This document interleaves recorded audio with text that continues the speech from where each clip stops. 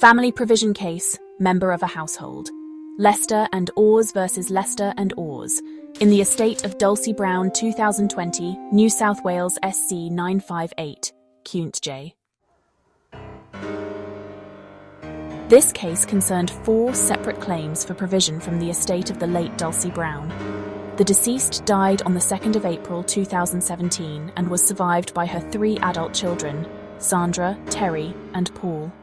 The deceased's will, dated the 1st of April 2015, appointed her 3 children as the sole beneficiaries and co-executors of her estate. The family provision claims were brought by Sandra's husband, Clark Sr., and 3 of the deceased's adult grandchildren, Denise, Megan, and Clark Jr. Denise, Megan, and Clark Jr. are the children of Sandra and Clark Sr.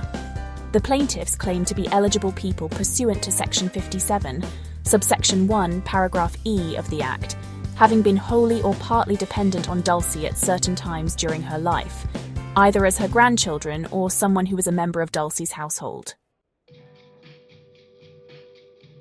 The defendants, Paul and Terry, disputed that the plaintiffs were eligible to make a claim.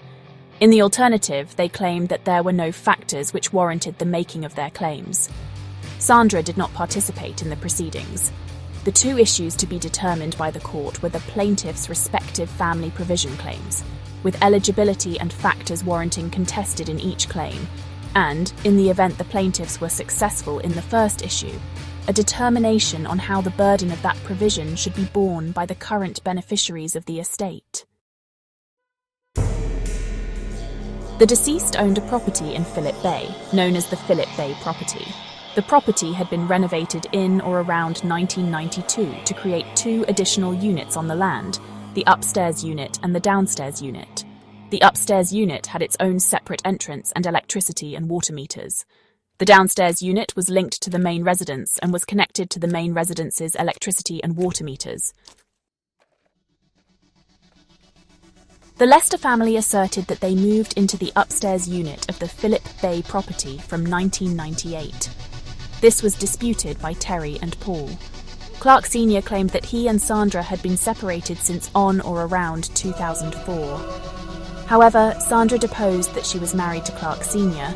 and that they did not live together on a full-time basis. In or around June 2016, Clark Sr. moved into the downstairs unit of the Phillip Bay property, where Sandra had lived since 2005. At that time, Megan and Denise were living upstairs. At the time of the hearing, Clark Sr., Sandra, and Terry were on Centrelink benefits. Megan and Denise had been on Centrelink benefits for some time, but at the time of the hearing, they were both employed in a permanent part-time position at Australia Post. Paul was employed in a permanent full-time role. The court accepted that the Lester family did move into the upstairs unit of the Phillip Bay property for some period between 1998 and 2002. However, the court noted that the members of the family had individually moved between the Phillip Bay property, a property in Malabar, and a property in Maroubra, variously between 2002 to 2016. The court was satisfied that the role of caregiver for the deceased from mid-2016 was filled primarily by Sandra, Denise, and Megan. The court accepted that Denise had been providing care and assistance to Dulcie from at least October 2013. The court was satisfied that Megan had not lived permanently at the Phillip Bay property, providing full-time care to Dulcie until around early 2016, although it was accepted that she had provided some occasional assistance to her grandmother since 2010. The court did not accept that Clark Sr. was a primary caregiver to Dulcie, and noted that Clark Sr. received the full carer's payment and carer's allowance in relation to Megan during the entire period in question. However, it was accepted that Clark Sr. had moved into the Phillip Bay property in or around June 2016, and at this time assisted Denise and Megan in carrying and moving Dulcie. In relation to Clark Jr., the court found that at its highest, the care provided by him should be characterised as incidental care that could reasonably be expected of an extended family member. Kunch J considered the current law on eligible persons, specifically the principles explained by Hallen J in Bowditch v New South Wales Trustee and Guardian 2012 at 114. His Honour noted that the Act does not specify a requisite time period for which an applicant must have been a member of the same household as the deceased.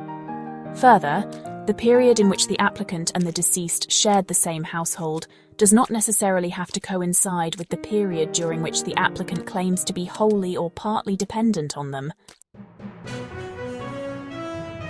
In considering the legal principles pertaining to the meaning of household, His Honour noted that being a member of the household is predicated upon the collective notion of persons living together in the same home, underscored by a sense of unity, intimacy, and shared experience. The concept also requires a degree of continuity and permanency of mutual living arrangements. The court was satisfied that Denise, Megan, and Clark Jr. were eligible people pursuant to Section 57, 1(e) of the Act. The court was not satisfied that Clark Sr. was an eligible person within the requirements set out in Section 57, 1(e)(2) of the Act. This was because the court was not satisfied on the balance of probabilities that a person residing in the upstairs or downstairs units could be considered, prima facie, a member of the household in which the deceased lived. His Honour did not believe that Clark Sr. had provided sufficient evidence to establish that there was a household maintained between him and the deceased.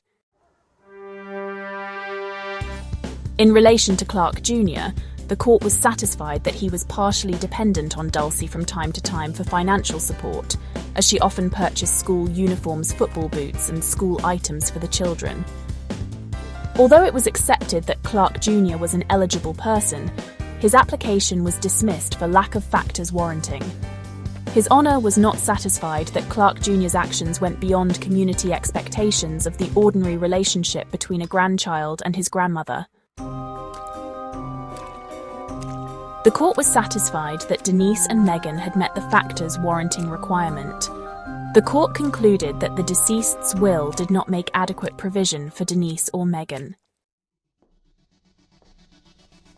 At the time of hearing, and after deducting the plaintiff's costs on the ordinary basis and the defendant's on the indemnity basis, the distributable value of the estate was $1,166,420.82. His Honour considered that adequate provision for Denise was in the amount of $65,000 and $55,000 for Megan. Based on the financial needs of Terry, Paul, and Sandra, His Honour considered that Terry's share of the estate should bear 20% of the provision, and Paul's should bear 80%. For any assistance, please contact MJM Lawyers, your trusted New South Wales wills and estate lawyers, led by our founder Michaela Money, who became a solicitor in 1998 and has been an accredited specialist in wills and estates since 2009. Visit www.mjmlawyers.com.au to book an appointment or call +61 0280 3139. With a wealth of experience, Michaela Money and the team are here to guide you with confidence. Liability limited by a scheme approved under professional standards legislation. Disclaimer. This post contains information of a general nature only and is not intended to be used as advice in relation to a specific matter. Although every care has been taken in preparing the document, it may not be accurate or complete, particularly in the context of specific circumstances. MJM Lawyers disclaims responsibility for any errors or omissions.